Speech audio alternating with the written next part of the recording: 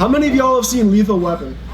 Yeah, enough people? Okay, so this poem won't suck. Great. I love Lethal Weapon. The Lethal Weapon series is awesome. You have the right to remain conscious. Anything you say ain't gonna be much. That was Lethal Weapon 3. You gotta be a big Lethal Weapon fan to get to the third one, because they kind of get shitty after like the first half of the first one.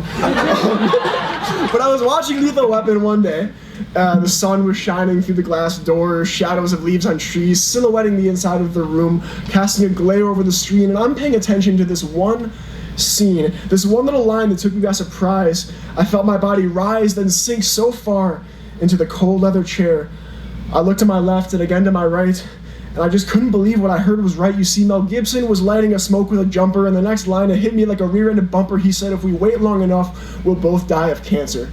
And I turned to my uncle, who was dying of cancer. Reclined in his chair, wrapped in blankets and a hood, my mother and grand tending to every need, unable to do for himself, he concedes, and I sit here and watch him, unable to speak. Because what do you do when your heroes turn meek? When Bruce turns the banner and Batman caves? When Hercules finally rests in his grave? When the super suit stretches one too many times over the superhero's skin, splitting the fabric for the final time? The sun goes to sleep and what's left is darkness. And you just sit in your room, just staring at carpet, unable to formulate the thoughts required to make words that can grasp the scope of this fire that eats at your innards. That eats at your innards before working its way out, destroying you completely and beyond any doubt. So I sit here and burn and suffer in silence, because right to my left there's an even greater violence, and I stand before you with the privilege to tell you how much that shit hurt me. Why the fuck couldn't he do the same? Why couldn't he say a word? Instead, he just sat there watching Mel making jokes, maybe mulling over memories and remembering folks.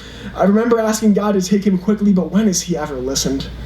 Death took its time, and I cried with each rhyme that I wrote for you that you never got to hear.